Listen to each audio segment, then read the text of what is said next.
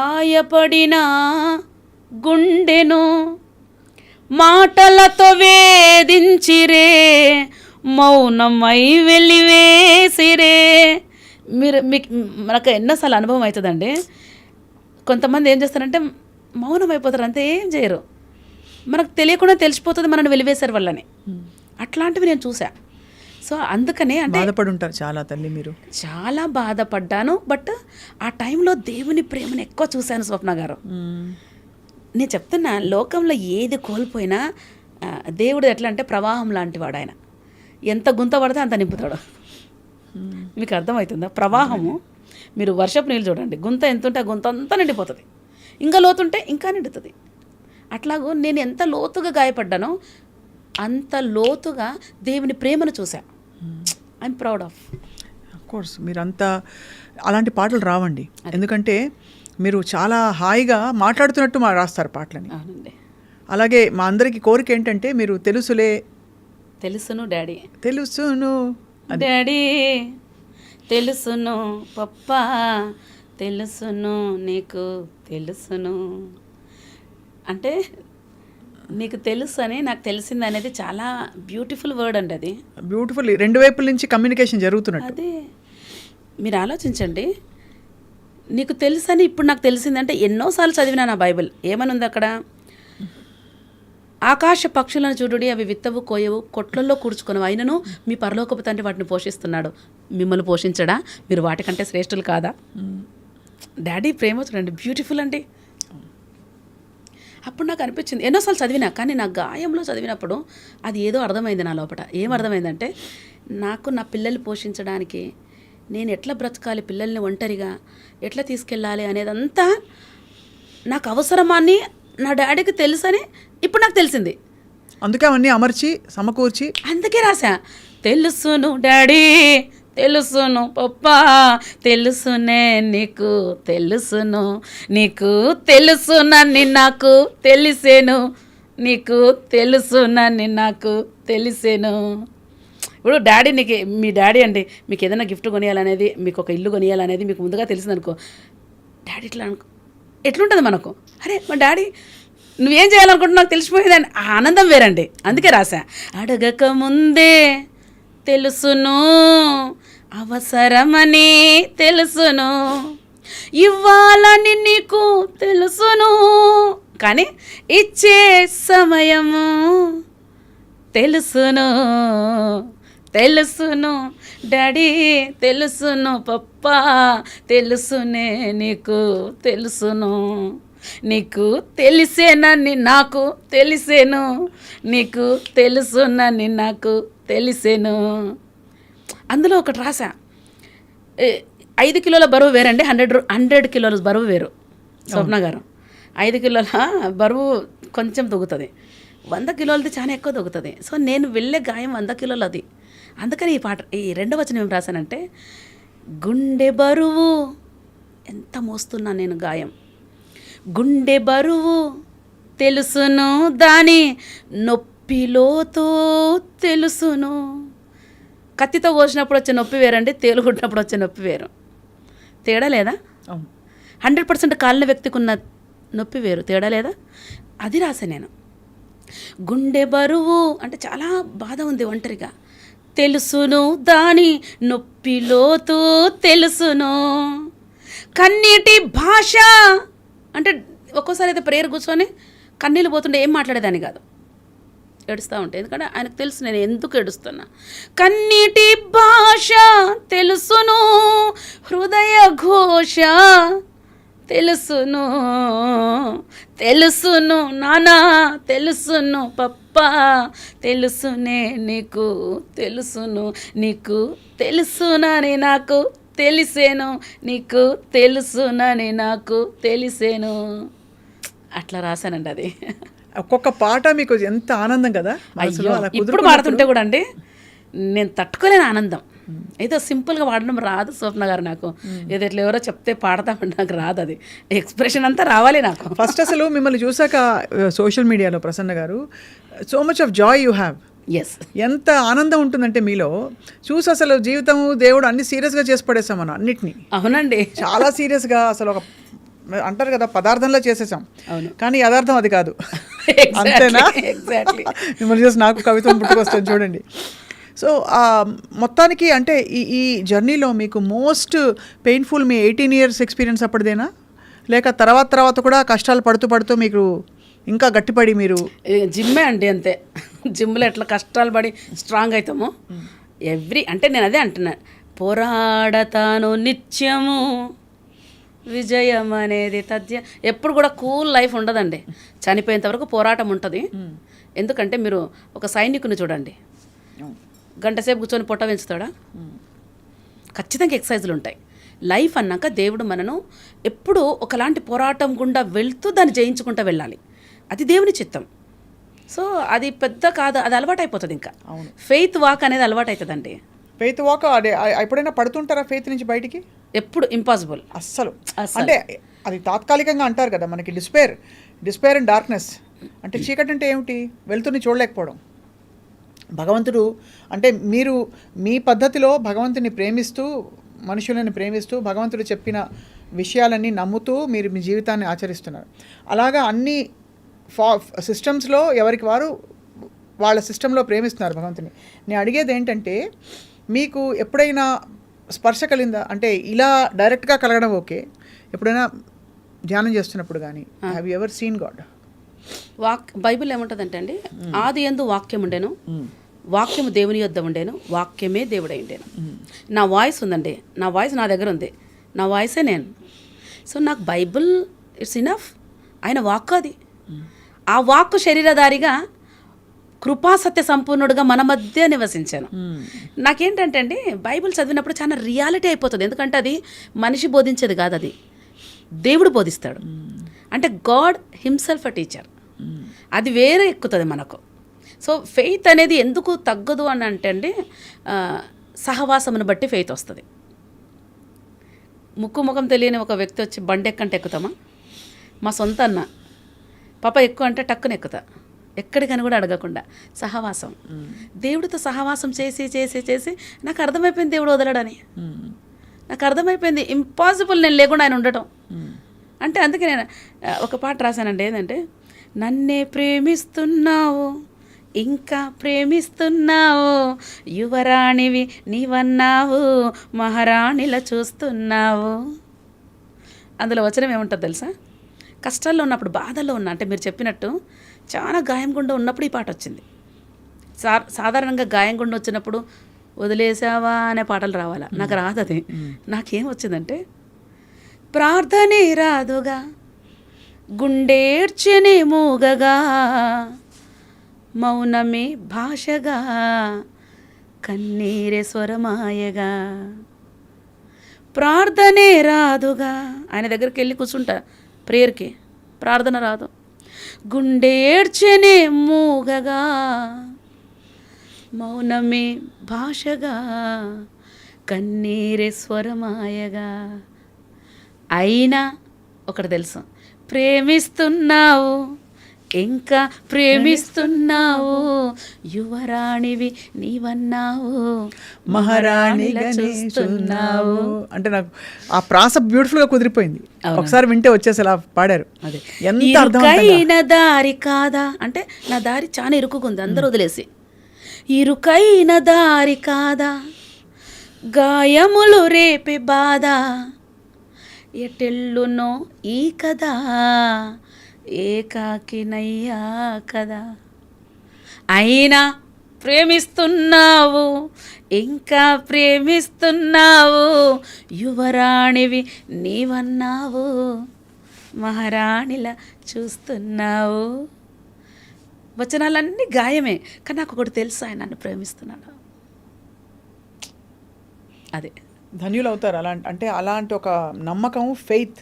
అవునండి, సహవాసంతో వచ్చిన ఆ విధమైన ఏంటండి బలమైన నమ్మకం అన్నది అది ఒక పెద్ద వరం అండి. ఎందుకంటే ఆ వరం ఉంటే నేను అన్నట్టు ఫస్ట్ పీస్, జాయ్, ఏం వచ్చినా కూడా అధిగమించవచ్చు అనే ఒక, ఎంత చిన్న చిన్న వాటికి కృంగిపోతుంది ప్రపంచం. మీరు అన్నారు చూడండి, పీస్ అండ్ జాయ్ అని. బైబిల్లో స్పష్టంగా అదే మాట ఉంది. దేవుని రాజ్యము నీతి, సమాధానము, పరిశుద్ధాత్మ యందలి ఆనందం. మీరు తెలియకుండానే అనేసారన్నమాట. నీతి అంటే అవినీతి ఉండదు దేవునిలో, సమాధానము అంటే అసమాధానము రానియడు దేవుడు. పరిశుద్ధాత్మ యందలి ఆనందం, దుఃఖం ఉండదు ఆయనలో. అదే ప్రసన్న గారు, ఒక టాపిక్ అడుగుతాను మిమ్మల్ని. మామూలుగా మీ బైబిల్ చెప్పేది సైతాను అని ఉంటుందని, ఒక దుష్టశక్తి ఉంటుందని ఉందని మీరు నమ్ముతారా ఎప్పుడైనా? అంటే అది ఏ రూపంలో మనిషిని దుష్టశక్తి అంటే ఒక ఈవిల్ ఫోర్స్ అండి, ఈవిల్ ఫోర్స్. అది ఎప్పుడు చెడే చేపిస్తుంది, మనిషిని చెడు చేపిస్తుంది. సో ఆ ఈవిల్ ఫోర్స్ని సాతాను అంటారు. సాతాను, అందుకే లోకము దుష్టుని అందున్నది. దుష్టుడు అంటే సాతానుడే. సో చెడు ఎట్లా ప్రబలిపోతుంది మీరు చూస్తున్నారు కదా. తండ్రిని బిడ్డ పెళ్లి చేసుకొని పిల్లలు అంటున్నారు ఈ పొద్దు రేపు. అసలు ఎంత గలీజ్గా ఉన్నాయి. అసలు మనం ఒక్కసారి నెట్ ఓపెన్ చేస్తే మొత్తం చెడే. అందుకే బైబిల్ ఏముందంటే దుష్టుడు అంటే మీరు అన్నట్టు ఈవిల్ ఏంటంటే వాడు దొంగతనం, హత్య, నాశనం చేయడానికి వస్తాడు. మీరు చూడండి, న్యూస్ పేపర్ ఓపెన్ చేయండి, దొంగతనంలో ఎక్కడ జరిగిందో చెప్తారు, హత్యలు ఏం జరిగినాయో చెప్తారు. దొంగతనం, హత్య, నాశనం. అర్థమైందా? ఈవిల్ పవర్ చేసి, అంటే బైబిల్ అదే అంటది. దొంగతనం, హత్య, నాశనం చేయడానికి వస్తాడు. వాని పేరు దొంగ అని పెట్టినాడు దేవుడు. ఈ ఈవిల్ పేరుకి దొంగ. ఈ ఈవిల్ ఫోర్స్ని చితకదొక్కాడు సిలువలో. అందుకే ఆయన రక్తము ద్వారా ఈ పాపమునకున్న ముళ్ళు విరిచేసినాడు ఆయన. సో అట్లాగూ ఈవిల్ ఫోర్స్ని ఏదో కొమ్ములు పెట్టుకొని వచ్చేది కాదు, కానీ ఈ ఈవిల్ ఫోర్స్ అనేది మనిషిని చెడులోకి నడిపిస్తుంది. అది ఆటోమేటిక్గా మన లోపట ఉన్న స్వభావం అండి, మనిషి లోపట ఉన్న స్వభావం. ఇప్పుడు ఒక కుంటివాడు ఉన్నాడండి, వాడు బై బర్త్ కుంటివాడు కాబట్టి కుంటిగా నడుస్తాడు. అర్థమవుతుందా? అర్థమైంది. అంతేగాని కుంటిగా నడిచినాడు కాబట్టి ఇప్పుడు కుంటోడు అనం.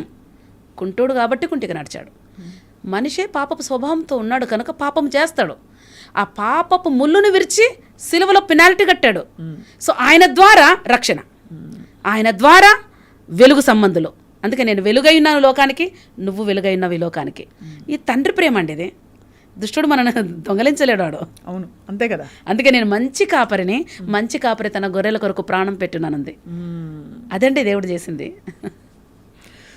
ఇంత జాయ్ఫుల్గా మీ ప్రయాణం, మీ పాటల ప్రయాణం కొనసాగుతున్నప్పుడు ఎప్పుడైనా ఆలోచించారా ప్రసన్న గారు, లైఫ్లో నాకేం కావాలి అంటే? ఆయనే అన్ని చూస్తున్నారని మీరు నమ్మకం ఉన్నా, మీకు కొన్ని ఉంటాయి కదా లక్ష్యాలు, అవి ఉన్నాయా? ఉన్నా అంటే దేనికండి? మీ జీవితంలో మీ లక్ష్యాలు. కొన్ని ప్రార్థన చేస్తూ ఉంటా. అది అంతకు మించి మీకు భగవంతుడి ధ్యానంలో ఇలా హ్యాపీగా ఉంది అంతేనా? ఉంది. అంటే నాకు అర్థం కాని మీ క్వశ్చన్. అంటే మీకు వరల్డ్లీ గోల్స్ ఏమున్నాయి? ఫర్ ఎగ్జాంపుల్ నాకు ఛానల్ పెట్టాలని ఉండొచ్చు, ఇంకోళ్ళకి పాట పాడాలని ఉండొచ్చు, ఇంకోళ్ళకి. నాకు కూడా ఉందండి, ఈ స్టూడియో చూడగానే ఇట్లాంటిది పెట్టాలని వచ్చింది. యాక్చువల్గా ఈ ఛానల్ పెట్టాలని ఎప్పటి నుంచో ఉంది నాకు. నేను చూసారా, ఊరికే అన్నానండి బాబాయ్. యాక్చువల్గా ఉంది స్వప్న గారు, నాకు ఇట్లాంటివన్నీ ఉన్నాయి కొన్ని. అందుకే నాకు కెమెరా సెట్ అంతా నేను తీసుకున్నా ఇంట్లో. అంటే నేను అడిగినవి నేను పొందుకున్నా. ఇప్పుడు ఆరాధన టీవీలో నేను ఎవ్రీ వీక్ మెసేజెస్ ఇస్తా. అప్పుడు నా కెమెరా సెట్తో నా కెమెరామ్యాన్, నా ఎడిటరు కొద్దిగా ఇంట్లోనే చేస్తున్నా అన్నీ. సో ఫ్యూచర్లో మేబీ ఇట్లా చేస్తానేమో. అదే అన్నీ మీ ద్వారా జరుగుతున్నాయి కాబట్టి ఆ సమయం వచ్చినప్పుడు మీకే తెలుస్తుంది. అవునండి, అదైతే రియల్గా అడుగుతున్నానండి. మీరు చెప్పినట్లు నాకు చాలా ఐడియాస్ ఉంటాయి, క్రియేటివ్ ఐడియాస్ ఉంటాయి. ఆ వ్యక్తులు కలవాలని దేవుని అడుగుతున్నా. అంటే ఒక్కరితో కాదు ఇది, అవును, వ్యక్తులు కలవాలి. అందుకే నాకు పరిచయం అవ్వడానికి ఇట్లాంటి వ్యక్తులు నాకు పరిచయం కావాలి. ఈ పనిలో మీకు తోడయ్యేవారు కావాలని అడుగుతున్నా, సహకరించేవారు. ఎగ్జాక్ట్లీ అడుగుతున్నా, కావాలని అడుగుతున్నారు. అది కానీ మీరు చాలా టాలెంటెడ్ కదా. అంటే మీరు మీ పాటలన్నీ వైరల్ అయ్యాయి. ఎప్పుడైనా మీమ్స్ చూసి బాధపడ్డారా? లేదండి. ఎందుకు? ఎలాగా? ఎందుకు అని అడగకూడదు. ఎలా బాధపడలేదు, అయ్యో నన్ను ఇలా అన్నారు, ఏంటి ఇలా చేస్తున్నారు నా పాటని అంటే వాళ్ళు ఏదో అంటే వాళ్ళు సంతోషం. ఇప్పుడు తెలుసును డాడీ చేస్తున్నారు, నేనే అప్లోడ్ చేశాను నా దాంట్లో. ఒకరు పెయింట్ వేసుకొని డ్యాన్స్ వేస్తూ చేశారు. నాకు ఎందుకు బాగా నచ్చింది అది. అంటే వాళ్ళు ఏదో చెడుగా చేసి నన్ను ఏదో చెడు అంటలేరు కదా. ఏదో వాళ్ళు ఆ పాట పాడుతున్నారు, వాళ్ళకి నచ్చింది, వాళ్ళు పాడుతున్నారు. అది సో నాకు ఎంజాయ్ చేస్తాను అవి. అసలు నేనే నా దాంట్లో అప్లోడ్ చేశానండి ఒకటి మేము నాకు నచ్చింది కాబట్టి అప్లోడ్ చేశాను. సో మీరు ఆ ధైర్యం ఉంది మీలో. అందులో అంటే వాళ్ళు నన్ను చెడ్డగా అంటలేరు కానీ వాళ్ళు యాక్టింగ్ చేస్తున్నారు. ఇప్పుడు లోకం ఎట్లుందండి, ఏ సినిమా పాట వచ్చినా వాళ్ళు యాక్టింగ్ చేసి 1 minute రీల్స్ పెడుతున్నారు. Let them do and enjoy. మీరు మరి మహేష్ బాబు గారు యేసుప్రభు వేషం వేయబోతున్నారని వినికిడు కానీ మీకు తెలుసు? చూశాను, ఫొటోస్ చూశాను. అదే. సో మరి ఏమనుకుంటున్నారు ఆ ఫిల్మ్ గురించి? ఏమనుకుంటాను నేను అంటే ఎలా ఉంటుంది అనుకుంటున్నారు? ఏమన్నా ఇలా ఉండాలని. కరుణామయుడు చూసారా సినిమా? మీరు? చూసానండి. ప్యాషన్ ఆఫ్ క్రైస్ట్ చాలా బాగుంది. ప్యాషన్ ఆఫ్ క్రైస్ట్, కరుణామయుడు చాలా బాగుంది, పాతది కదా. కృష్ణ గారు చేసినది కూడా చాలా బాగుంది. ఇందులో కరుణామయుడి సినిమాలో ఉంది కదా, గుర్తుంది ఆ పాట, ఇంకా గుర్తు నాకు, రామకృష్ణ గారు పాడారనుకుంటా. కదిలింది కరుణరథం సాగింది, అది చాలా బాగుంటది. అదొకటి, యేసుని ఎత్తుకుని ఈజిప్టుకు నీవు అవును, వెళ్ళి చేరవయ్యా, అది కూడా చాలా బాగుంది. అవును. సో ఇవన్నీ అంటే ఈ సినిమాలు కాకుండా మామూలు సినిమాలు చూస్తారా ప్రసన్న గారు? ఎందుకంటే మీ విధానంలో, మీ జీవన విధానంలో యూజువలీ సినిమాలు చూడొద్దు, మనిషి మెదడుకి ఇన్ఫ్లుయెన్సెస్ నుంచి దూరంగా ఉండాలని కొన్ని నిష్టలు ఉంటాయి. మీరు చూస్తారా? అంటే మీరు ఎలాగో బలపడ్డారు కాబట్టి మీ ఫెయిత్. అట్లని కాదు, కానీ ఏమో నాకు ఫిల్మ్స్ అంతా ఇంట్రెస్ట్ ఉండదు, కానీ ఇప్పుడు ఇంతవరకు అయితే ఎక్కువ చూడలేదు. ఒకవేళ కథ ఏంటో చెప్తే ఏమో, నాకైతే ఎప్పుడైతే చూడలేదు. ఏ సినిమా చూడరు అయితే? చూడలేదు ఇంత, అంటే చూడడం అంటే గుర్తులేదండి నాకు ఏం చూసాను అనేది. అంతే, కానీ మామూలు సినిమాలు చూడడం, రెస్టారెంట్స్కి వెళ్ళడం. రెస్టారెంట్స్కి వెళ్తాం, కానీ థియేటర్స్కి ఇంతవరకు అయితే. అప్పుడెప్పుడో నేను ఎల్ఎల్బి చేసేటప్పుడే నువ్వే కావాలి సినిమా రిలీజ్ అయింది అప్పట్లో. సో మా ఫ్రెండ్స్ అంతా వెళ్తున్నారు. ఆ టైంలో నేను చాలా గాయంలో ఉన్నా ఇదే ఈ విషయంలో. అప్పుడే ఈ పాట రాసా. ఆడవాళ్ళు సినిమాకి వెళ్తుంటే నువ్వే కావాలి సినిమా, అది రాస్తారు అనుకుంటా తీసింది. వాళ్ళు వెళ్ళేటప్పుడు నేను రాసా, నువ్వే కావాలి ఏ క్షణమందైనా, నీ నుండే రావాలి ఏ ఆశీర్వాదమైనా, చూడక నమ్మడమే అది నమ్మకమంటివే, నమ్మిన వెంటనే చూచెదనంటివే, అందుకే నువ్వే కావాలి ఏ క్షణమందైనా. అంటే ఎందుకనండి అంటే చూడనని ఏం లేదు, నాకు చూస్తే అదేదో పాపం అనేది కూడా ఏం లేదు. యాక్చువల్గా నేను కార్లో వెళ్ళేటప్పుడు నాకు ఇష్టమైన పాటలు పెట్టుకుంటా, మోస్ట్లీ పాత పాటలు. ఏం పాట? పాత పాటలు ఏదంటే ఎన్టీఆర్ పాట ఉందండి, ఇది ఏదంటే, ఊహల్లు గుసగుసలాడే నా హృదయము ఊగిసలాడే, వల్లదన్న వినది మనసు, కళ్ళనైనా నిన్నే తలచు, కళ్ళ కాదుగా నల్లలాల, అట్లాంటి పాటలు. మంచి టేస్ట్. పాత పాటలు అంటే చాలా ఇష్టం అండి.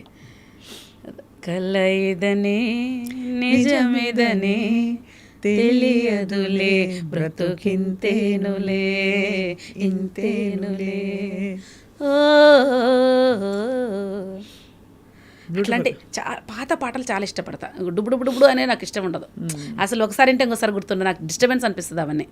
పాత పాటలు చాలా బాగుంటాయండి, ఈవెన్ హిందీలో కూడా పాత సాంగ్స్ వింటా. చాలా మీరు పలుకు మీది ఒరిజినల్ వాయిస్ కాబట్టి బోల్డ్గా వస్తుంది మీ పేర్లకి. బోల్డ్ అనేది మీ ఇంటి పేరండి? కాదు కాదు, మీరు పెట్టుకున్నారా? లేలే, నాకు కళలో పడిందండి అట్లా, నీ పేరు ఇప్పటి నుంచి బోల్డ్ అని. ఒక దైవజనుడు వచ్చి, నాకు మామూలు పడుకుంటే కళ వచ్చింది 21 days ఫాస్టింగ్ ఉన్నప్పుడు. ఆ రోజు బ్రేక్ అయిపోతుంది మాకు, ఆ రోజు ఎందుకు కళ వచ్చింది. డీజేస్ దినకరంకులు అని మీకు తెలుసా అండి? విన్నాను, ఆఫ్ కోర్స్. గొప్ప దైవజనులు ఆయన వచ్చారు నా కళలో. వచ్చి God send me to change your name అని చెప్పారు. ఎస్ అంకుల్, మీరు చేంజ్ చేయండి అంటే, ఏం పేరు నీ పేరు అంటే Prasanna. So from today onwards you are bold. 16 years బ్యాక్ నాకు పడింది, నేను అది డైరీలో రాసుకున్నా. ఆఫ్టర్ దట్ రీసెంట్గా అంటే మా స్పిరిచువల్ ఫాదర్ మార్చుకో, ఎందుకంటే బైబిల్లో చాలామంది పేర్లు మార్చాడు దేవుడు, చాలామందికి మార్చాడు. యాకోబు అంటే మోసగాడు, కానీ ఇజ్రాయెల్ అని పేరు పెట్టాడు. నేను అదే అంటాను, దేవుడు చెడుల నుండి ఒక మంచి తీస్తాడు, అది దేవుడి నేచర్. నెగిటివ్ కూడా ఆయన నెగిటివ్ నుండి పాజిటివ్ తీస్తాడు. మొత్తం చీకటి ఉంటే వెలుగు కలుగును గాక అన్నాడు. మనం చీకటి ఉంటే చీకటి అని చెప్తా ఉంటాం. గాడ్ ఏంటంటే ఏమి కావాలో అది పిలువు అంటాడు. Not what you don't want. ఏది వద్దో కాదు, ఏది కావాలో అది పిలువు. ఏది కావాలో పిలువు. చీకటి ఉంది, అయ్యో చీకటి ఎంత కఠినంగా ఉందో, అయ్యో అయ్యో అనకు. లెట్ దేర్ బి లైట్ నువ్వు చెప్తే అవుతుంది. ఎందుకంటే మన నోట్లో శక్తి ఉందండి.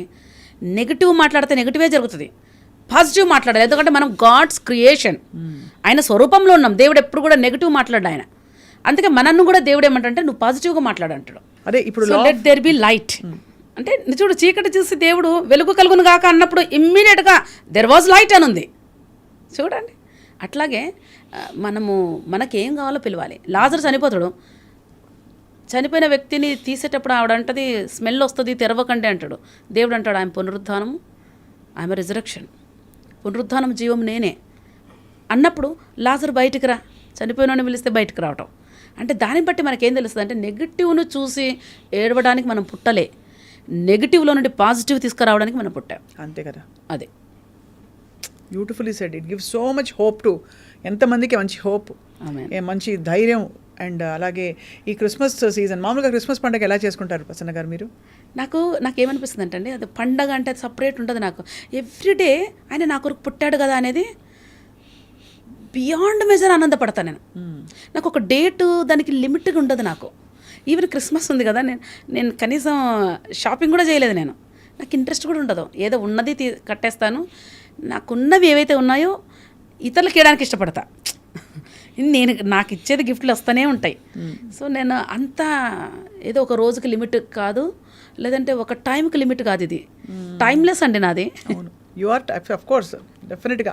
అది నేను బియాండ్ ఉన్నా. అసలు అంత ఆనందం ఉంటుంది నా లోపల ఎప్పుడు. కాబట్టి పండగలకి ప్రత్యేకంగా ఏమి ఉండదు. కానీ వంటలు బాగా చేస్తారని విన్నాను. చాలా బాగా చేస్తా. రెండొకసారి తప్పకుండా దమ్ బిర్యానీ చాలా బాగా చేస్తా. తప్పకుండా నేను మీ ఇంటికి రావాలి. మీరు చేసిన వంట క్రిస్మస్ లోపే వస్తాం. దేవుడు ఖచ్చితంగా రావాలి స్వప్న గారు. తప్పకుండా. అండ్ అలాగే ఇవాళ సమాజంలో ఎన్నో సమస్యలు చూశారు. ఒక లాయర్గా కూడా మీరు ఇష్యూస్ చూస్తున్నారు. దేనికి మనం నిలబడాలని మీకు అనిపిస్తుంది తక్షణం? అంటే వెంటనే పోరాడాల్సిన విషయాలు ఏంటంటారు? నేనేమంటానంటే ఏదైనా ఒక రాంగ్ మన జీవితంలో జరిగినప్పుడు మళ్ళీ రాంగ్ రూట్ని సెలెక్ట్ చేసుకోకండి. సింగిల్ పేరెంట్ ఒక భర్త వదిలేసిన వ్యక్తి ఉంటుంది. ఎట్లా బ్రతకాలన్నప్పుడు వెంటనే రాంగ్ రూట్ సెలెక్ట్ చేసుకుంటుంది. ఇంకో భర్త కోసమా? అంటే చాలామంది వేశ్య వృత్తిలోకి వెళ్ళిపోతారు. అయ్యో, అది ఎంత ఘోరం అండి. అంటే అది బీద వాళ్ళ నుండి పెద్ద ధనవంతుల వరకు కూడా ఈ వృత్తి ఉంది. అవునా? మనం చూడలేదా? అంటే చూస్తున్నాం. ఎంతమంది అంటే నేనేమంటాను అంటే బయటకు పడకపోవచ్చు, దేవుడిది ఎప్పుడు బయట పడితేనే కాదు, లోపడతాయి రహస్యంగా ఎంతమంది ఎన్ని ఇల్లీగల్ కనెక్షన్స్లో ఉన్నారు.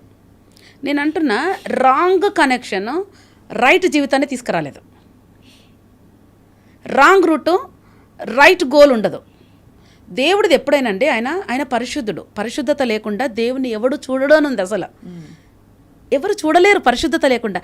దేవుడే దూరం అయితే ఇంకెవ్వరు మనం బ్రతికించేదే. అందుకే నేను అంటాను గాడ్లీ లైఫ్ అనేది బ్యూటిఫుల్ అండి. దేవుడు ఏమంటాడంటే నేను పరిశుద్ధుడను గనక మీరును పరిశుద్ధులైండుడే. ఇంపార్టెంట్ ఏంటంటే హోలీనెస్ కాపాడుకోవడం చాలా ఇంపార్టెంట్. ప్రతి ఒక్కళ్ళు ఆ హోలీనెస్లోనే దేవుడు నివాసం చేస్తాడు. సో అదే అంటున్నా, రాంగ్ రూట్లోకి వెళ్ళొద్దు. రైట్ రూట్లో మనకు గుండు సూది వచ్చినా దుష్టునికి దాని మీద అధికారం ఉండదు. గుండు సూది పైన కూడా. కానీ రాంగ్ రూట్లో ఇల్లీగల్గా నువ్వు మోస్తూ తెచ్చుకో, అది నిన్ను మోసంలో ముంచుతుంది. ఒక్క సెకండ్లో వెళ్ళిపోతాయి అవన్నీ. అవును కదా. అది సో అది ఇక్కడ తెలిసిపోతుంది అంటారు ఈ భూమి మీదే. అంతే, బైబిల్లో ఉంది ఆ మాట. నీతిమంతులు ప్రతిఫలం పొందుతారు భూమి మీద, నిశ్చయముగా భక్తిహీనులు పొందరా అని ఉంటుంది. అట్లా చాలా మంచి మాటలు చెప్తున్నారు ప్రసన్న గారు. థ్యాంక్ యూ అండి. అండ్ ఇవాళ actually meeting you is a great thing. ఎందుకంటే మీ పాటలు విని చాలామంది మూవ్ అయ్యారు. మీరు అన్నట్టు సరే ఎంటర్టైన్ అయిన వాళ్ళు కొంతమంది అయి ఉంటే చాలామంది కదిలి, అంటే ఎంత ప్లెయిన్గా మాట్లాడుతున్నారు భగవంతుడు. అదైతే నిజం అండి. వేల మందిని నేను పొందుకున్నా గుడ్ ఫ్రెండ్స్ని. అంటే అందుకే నేను ఎప్పుడు అంటాను, ఆయనను ప్రేమించే వారికి అనగా ఆయన సంకల్పం చొప్పున పిలువబడిన వారికి మేలు కలుగుటకై సమస్తము సమకూడి జరుగుతున్నది. అంటే నాకు చెడేం జరగలే. ఇప్పుడు ట్రోల్స్ని బట్టి మీరు నాకు పరిచయం అయ్యారు. అవునా? అంటే మీమ్స్ చూసి అసలు ఎవరు అనేది స్వప్న గారు పరిచయం అయినారంటే దాన్ని బట్టే పరిచయం అయ్యి, అంటే మీ పాటలు విని నేను ఐ వాజ్ వెరీ మూవ్డ్. అదే ఎంత ప్లెయిన్గా పాడుతున్నారు ఏంటి, ఇంత ధైర్యంగా ఉన్నారు ఫేస్ చేసి. బికాజ్ ఇవాళ ఏం చేయకపోయినా మాటలనే సమాజం, ఒకళ్ళని చెప్పడము, పాయింట్అవుట్ చేయడము, నవ్వుకోవడము, హేళన, ఇవన్నీ నార్మల్. బట్ మీరు నిష్కల్మషంగా మీ మనసులోని మాటల్ని బయట పెట్టారు. అంతా మంచి కోసం. అవునండి. మీరు నమ్మిన మంచి తప్పకుండా మిమ్మల్ని మీ గమ్యానికి చేరుస్తూ ఉంటుంది. ఎప్పుడు గమ్యాలు మారుతున్నా కూడా, ఎందుకంటే భగవంతుడు శాశ్వతం.